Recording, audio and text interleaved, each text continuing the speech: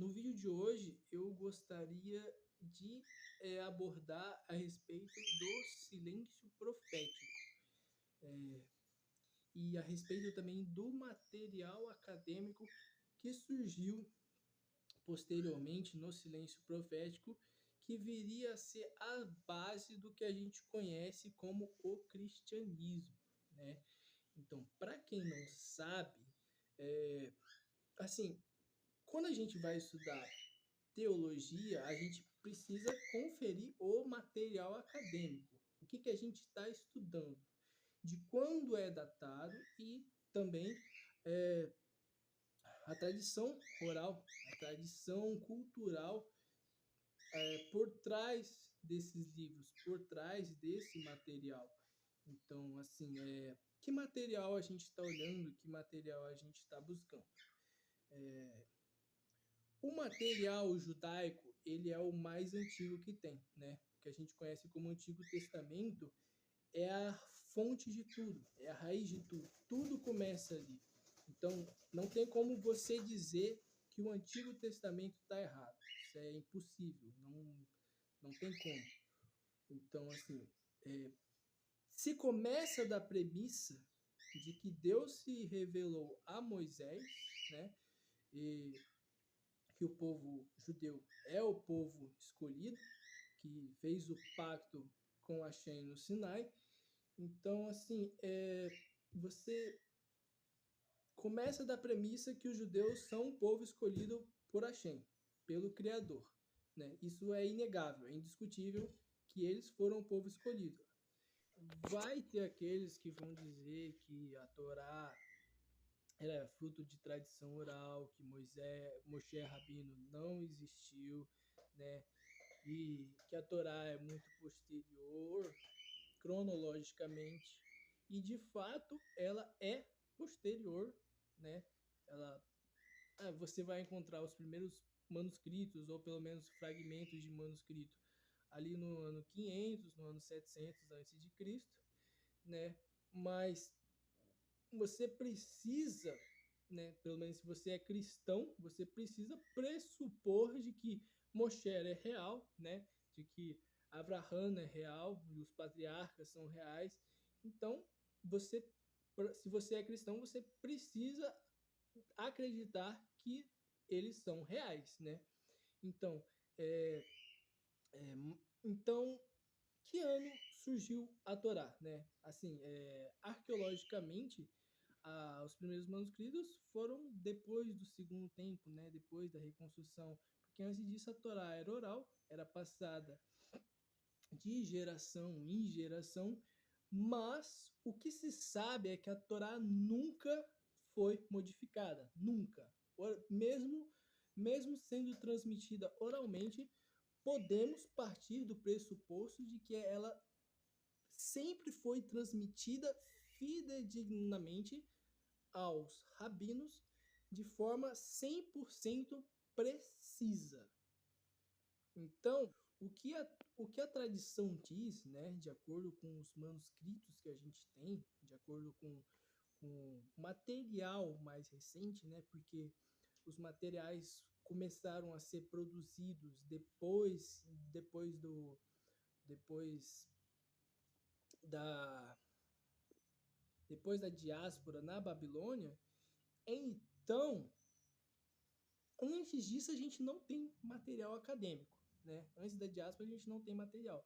Começou a ser produzido material depois da diáspora da Babilônia, que começaram a se escrever os livros em aramaico para não se perder o conteúdo, não se perder a tradição oral.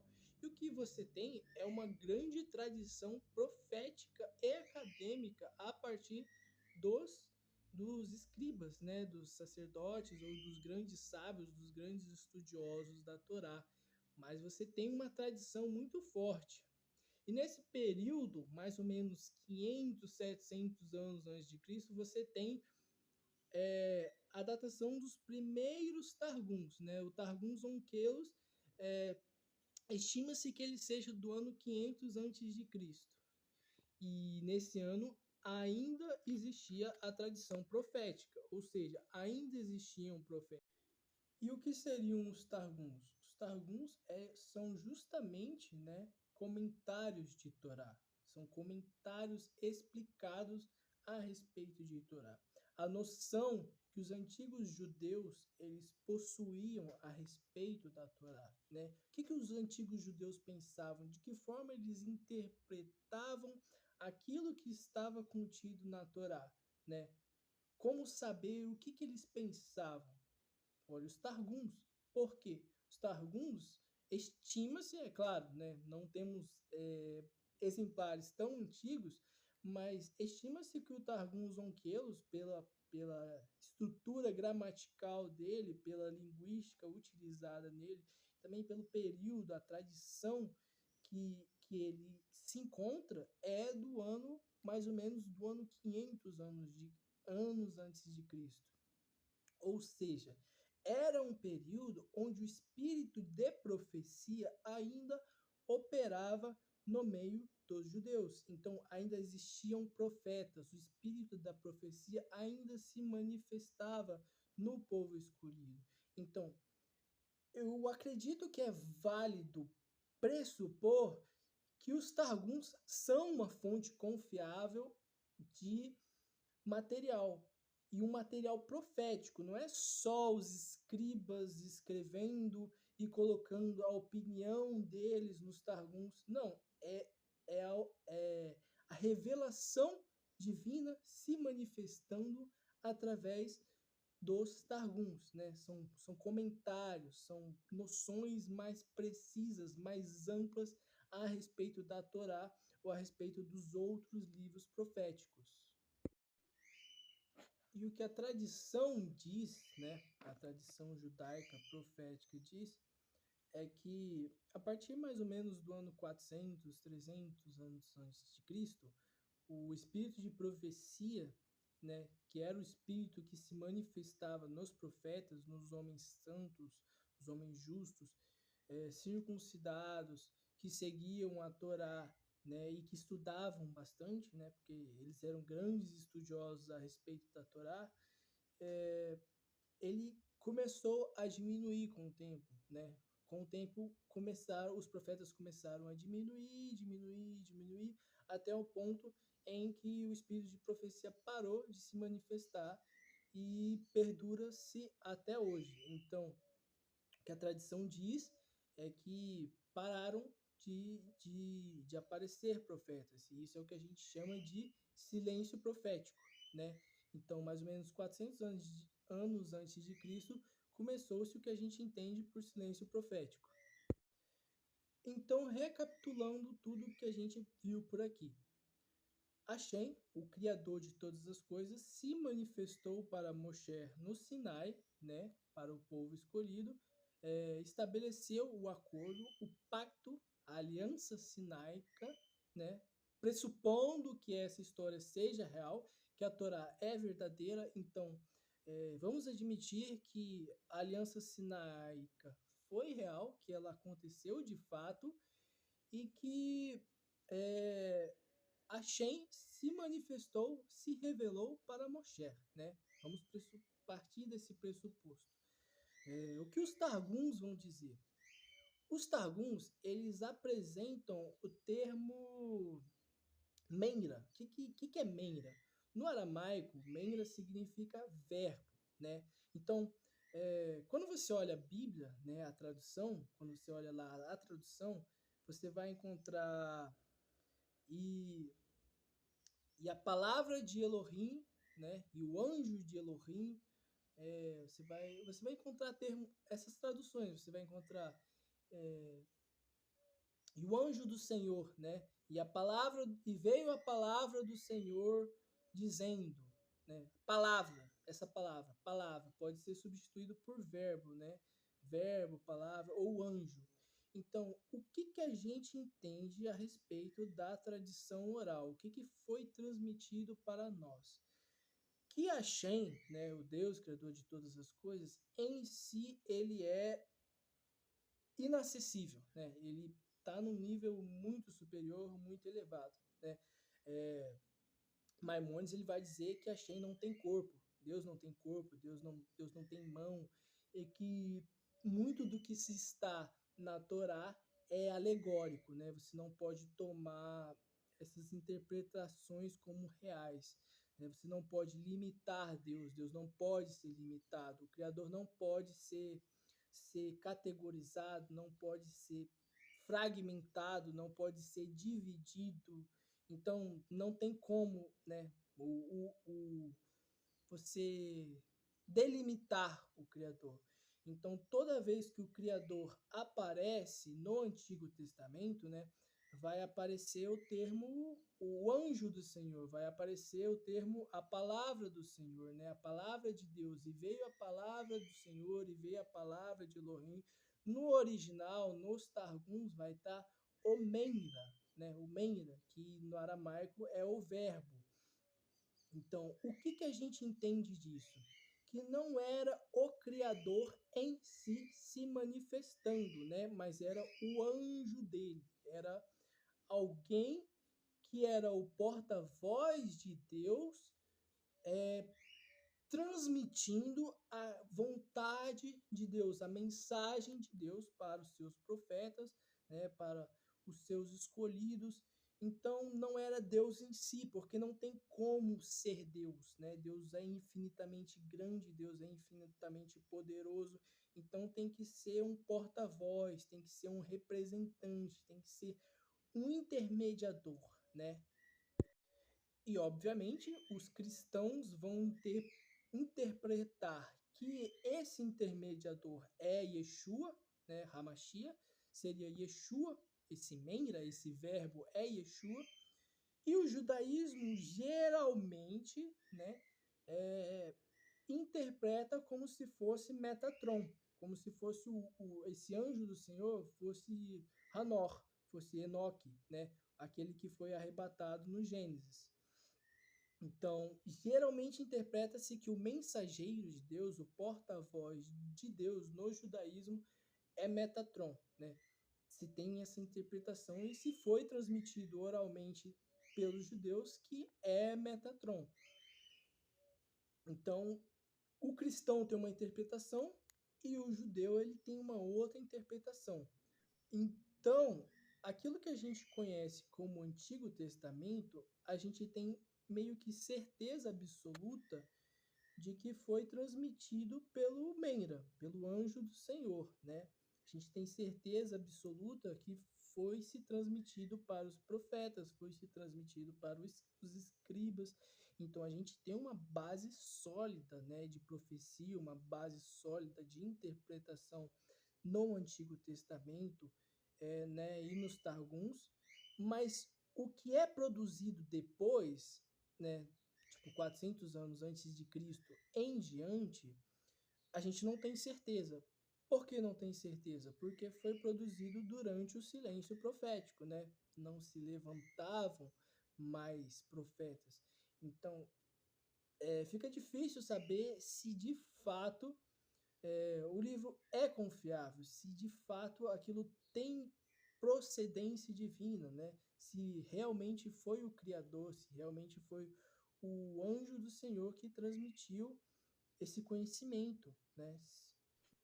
Então, é possível apontar, né, determinar com precisão, com exatidão, que o Antigo Testamento estava se referindo a Yeshua como Mashiach, né?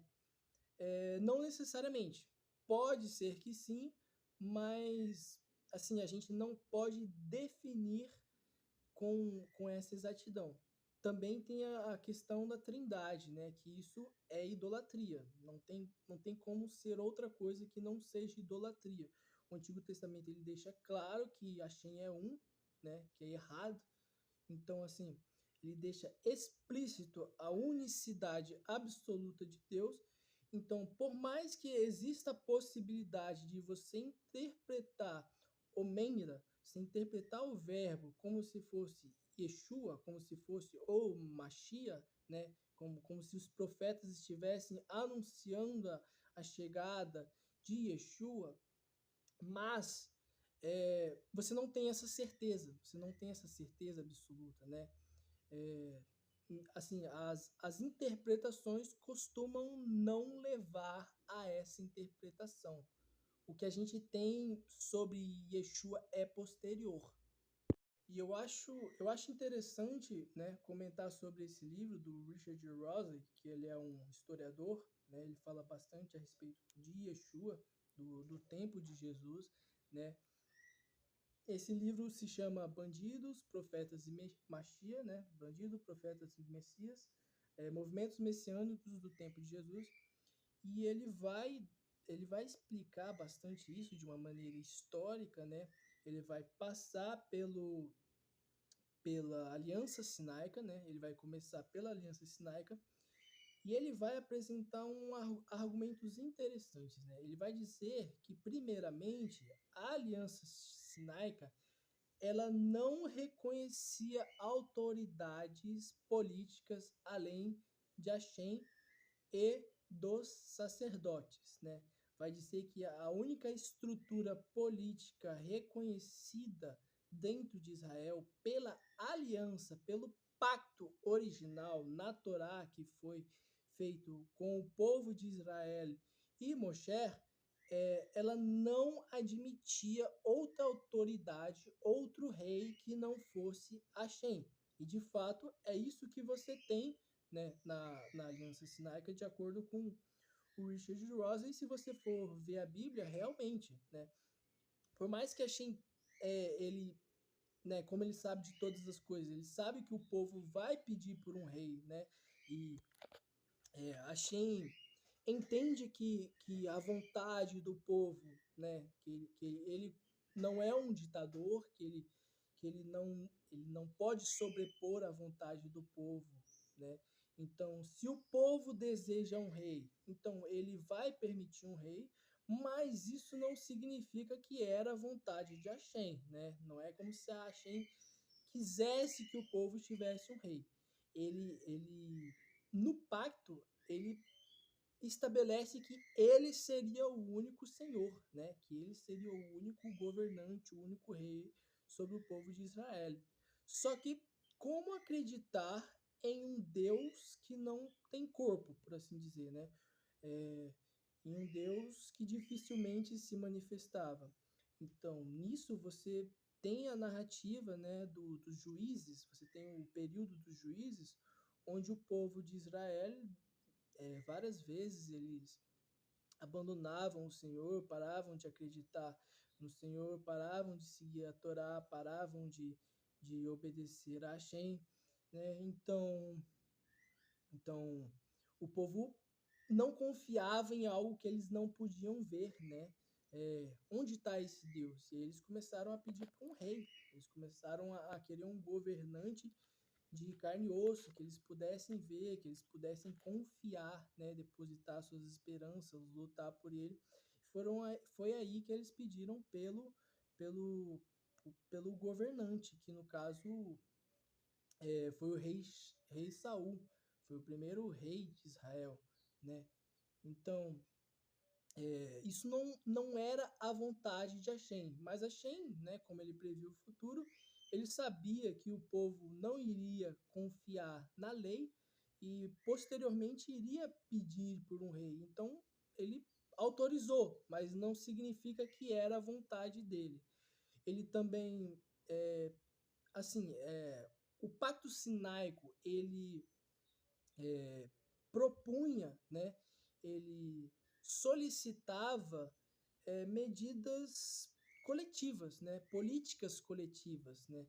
Era uma sociedade descentralizada, era uma sociedade com várias tribos, com vários príncipes, né, por mais que não tinha um governante fixo, mas você não tinha uma, uma presença tão forte de estruturas estruturas sociais, de classes sociais, né? Você não tinha tantas classes sociais durante esse período dos juízes, dos shofet.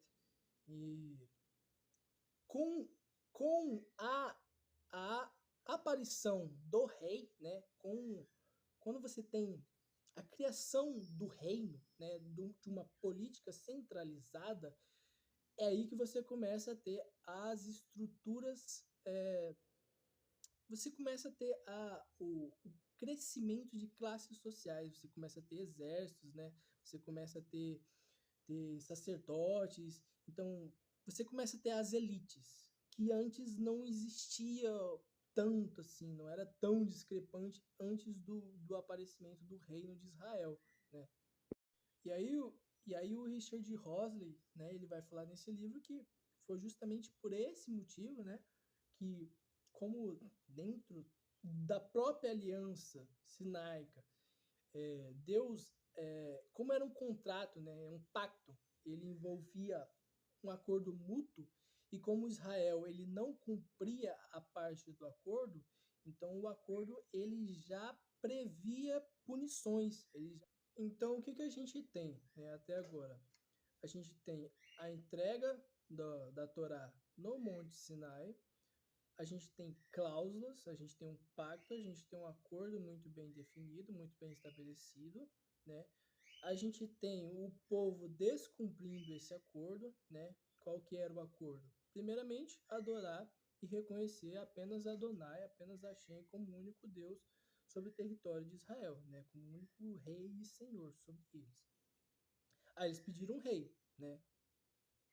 Já quebraram o acordo. Depois era para não haver diferenças, sabe? Não haver tantas diferenças sociais. Era para não existir essas essas diferenças entre elites socioeconômicas, mas acabou acontecendo, né? Não era da vontade de Hashem, mas acabou acontecendo. Ele permitiu que isso acontecesse. Então, assim, começou-se a haver diferenças sociais, né? Classes sociais, generais, soldados, essas coisas. E com isso começou-se a haver essa, essa quebra do contrato, né? E aí Hashem permitiu que o povo de Israel fosse dominado e conquistado por outros povos. E com o tempo a gente percebe que vem vários profetas anunciar várias tragédias, pedindo para que o povo se arrependesse, pedindo que o povo voltasse a, a buscar a Shem, a tratar bem o órfão, a tratar bem a viúva, né? Tratar as pessoas com mais dignidade, tratar as pessoas com mais amor, porque essa é a vontade que o Criador deseja uns para os outros, uns para com os outros. E você vê que isso não estava acontecendo, né? E aí, com o tempo, o espírito de profecia parou de manifestar e as pessoas entraram no silêncio profético. Então, o que a gente pode dizer é que o que existe de material cristão, né, tudo que existe de material produzido pelo cristianismo, ele foi produzido dentro do silêncio profético, né?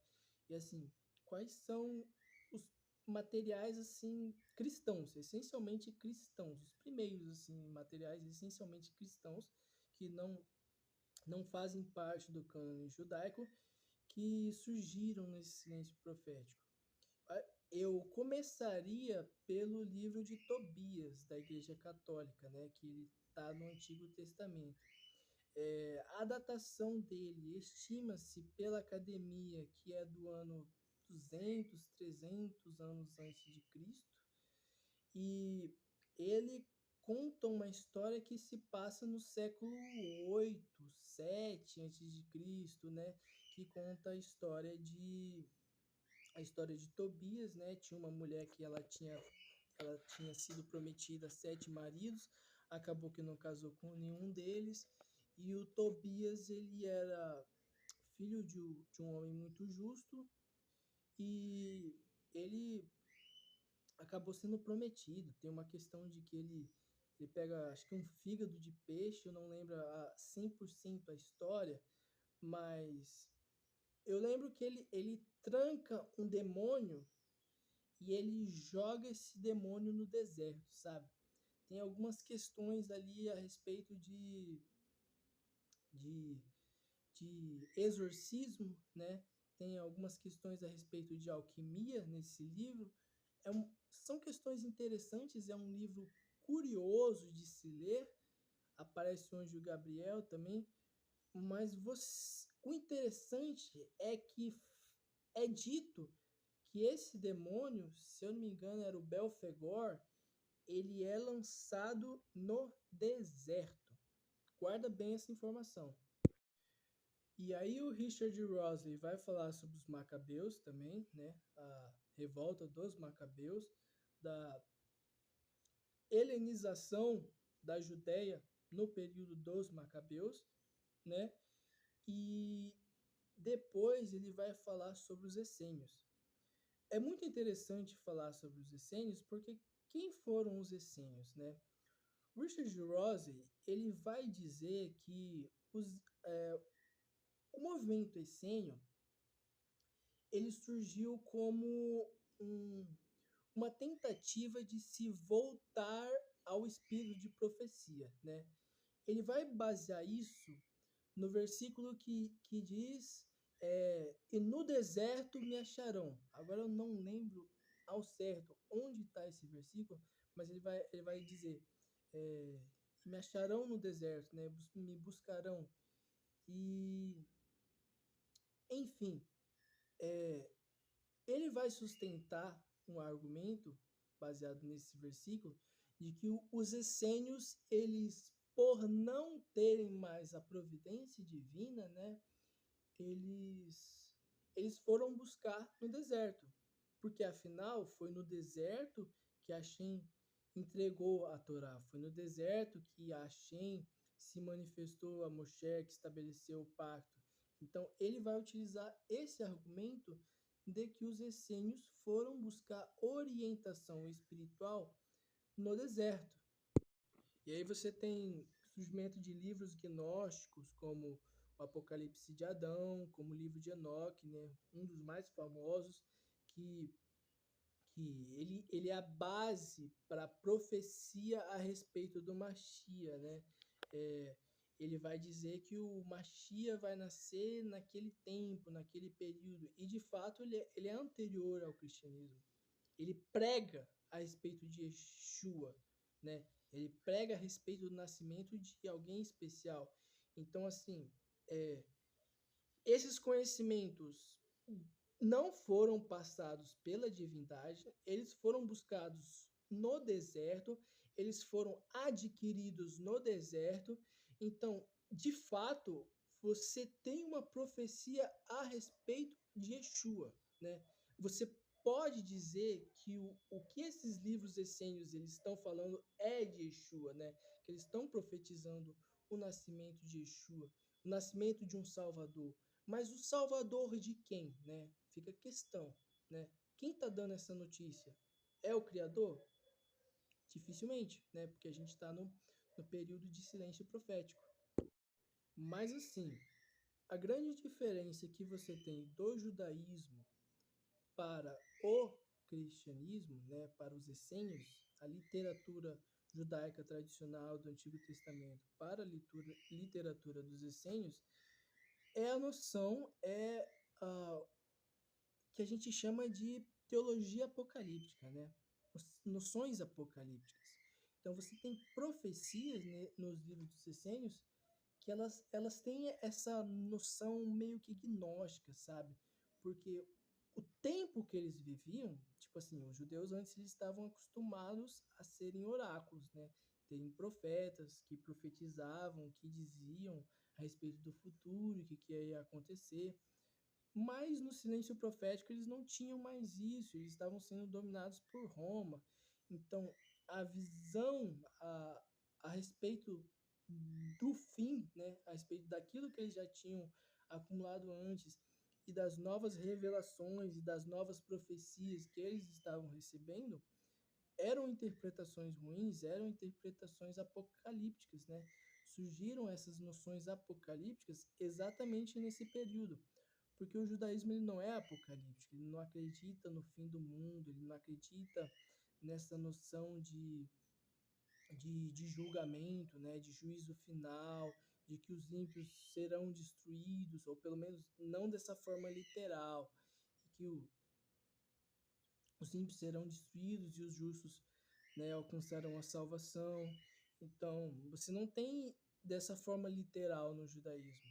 Você começa a ter, né, começa a existir e passa a ter com os essênios, né, com essa literatura apocalíptica, porque o cenário da Judéia, né, porque eles estavam sendo dominados pelos romanos, levaram os judeus, mediante a revelações de anjos caídos, a revelações de demônios concedidos no deserto, levaram os cristãos a terem essa noção de que talvez o mal estivesse vencendo. Talvez este mundo fosse do maligno, talvez este mundo estivesse sujeito à condenação, né? Então, seria assim, aliviador, reconfortante imaginar que os justos triunfariam, teriam a sua recompensa e os ímpios seriam eternamente castigados. Grande parte dessa influência veio do pensamento grego, do pensamento helênico, que acreditava no Tártaro, né? Mas não era algo que se baseava no Antigo Testamento, não é algo que se baseava na Torá, né? É um pensamento que surgiu no silêncio profético, é um pensamento que surgiu nos essênios e que posteriormente vai aparecer no cristianismo. E aí, supostamente, Yeshua nasce no ano zero, né? E aí os primeiros manuscritos do Novo Testamento que a gente vai ter são do ano 70. E não vou fazer juízo de valor a respeito de se Yeshua é o Mashiach ou não, né? Se o Novo Testamento é verídico ou não. Fica o benefício da dúvida para mim, fica o benefício da dúvida para as outras pessoas. Quem quiser acreditar pode continuar acreditando, embora o conceito de trindade eu tenho absoluta certeza de que se constitui como idolatria, né? Essa pessoa não leu os Targums, não leu a respeito do Meira, não estudou sobre a tradição oral do judaísmo que diz que Deus é apenas um e que não tem como ele ser três é idolatria, mas não sabe essa noção do Meira, não sabe essa noção do anjo do Senhor, que seria um porta-voz de Deus anunciando a vontade dele para os seus profetas. Então, o cristianismo ele tem essa noção, né, de que Deus é trino, de que Yeshua é o próprio Deus encarnado.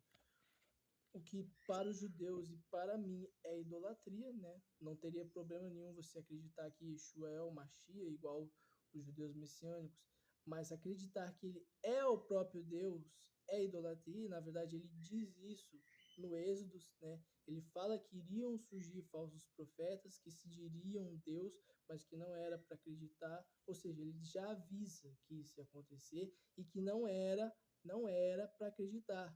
Ou seja, os judeus estão certos em não acreditar, né?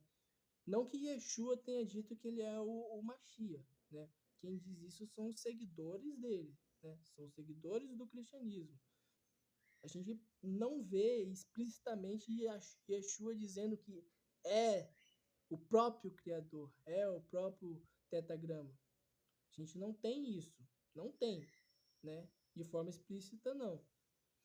Interpreta-se que ele diz isso no Novo Testamento, naquela passagem, né? Quem vê a mim vê ao Pai. Mas, assim, é uma, um salto lógico gigante, mas no que tange a ele ser de fato ou não o Mashiach, é um juízo de valor que não cabe a mim dizer, e só o tempo vai nos elucidar, vai nos explicar. Mas eu imagino que o vídeo já tá bom, que já ficou muito grande e que eu não preparei esse vídeo direito. Na verdade, ele foi feito bem às pressas, foi feito de maneira bem improvisada. Eu não dormi também, então eu tô com muito sono, minha cabeça não tá funcionando direito, mas eu queria fazer esse vídeo, né? Eu já faz um tempo que eu queria fazer esse vídeo e sei lá, eu tava com vontade de fazer esse vídeo e eu sou bem assim, quando me dá vontade eu faço e é isso que eu fiz, né? Então é isso, né? É, podem deixar suas opiniões nos comentários, né? Correções aqui, caso vocês tenham algumas. Se vocês gostaram do vídeo, deixa o like, se inscrevam no canal, né? E é isso. Falou, pessoal.